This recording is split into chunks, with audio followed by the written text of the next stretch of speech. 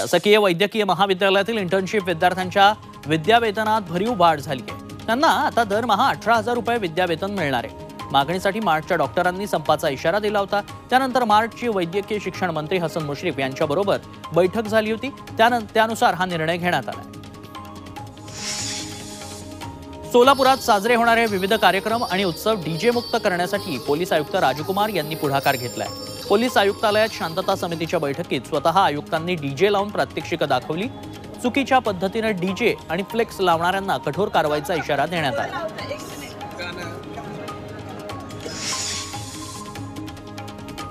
शरद पवार गटाकडून पुण्याच्या शिरूर लोकसभा मतदारसंघातून लोकसभा निवडणूक लढवायची इच्छा मंगलदास बांदल यांनी व्यक्त केली आहे। त्यामुळे पवार गटातही इच्छुकांची संख्या वाढली आहे। तर सुप्रिया सुळे यांनी बांदल कोण असं म्हणत त्यांना सुनावलंय।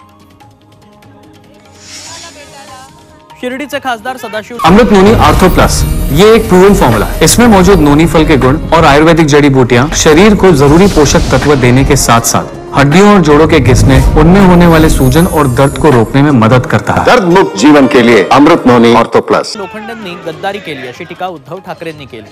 शिवसेना संपवण्याचा प्रयत्न झाला असून चोरांमध्ये हा गद्दार सामील झाला। त्यानं भगव्याला कलंक लावण्याचाही प्रयत्न केला। त्यांना गाडलंच पाहिजे असं आवाहन उद्धव ठाकरेंनी कोपरगावच्या भाषणात केलं।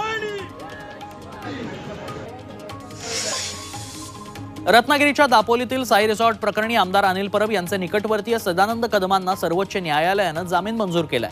ईडीच्या अटकेनंतर तब्बल 11 महिन्यांनंतर त्यांना जामीन मिळाला। दापोली मुरुडमध्ये नियमांचं उल्लंघन करून समुद्रकिनारी साई रिसॉर्ट बांधण्यात आल्याचा आरोप भाजपचे किरीट सोमय्या यांनी केला होता। आपण काँग्रेस प्रदेशाध्यक्ष झाल्यानंतर एकही निवडणूक हरलेलो नाही। पक्ष कायम आपल्या पाठीशी राहिलाय अशी प्रतिक्रिया नाना पटोलेंनी दिली आहे। नाव न घेता त्यांनी अशोक चव्हाणांना या निमित्तानं टोला लगावलाय।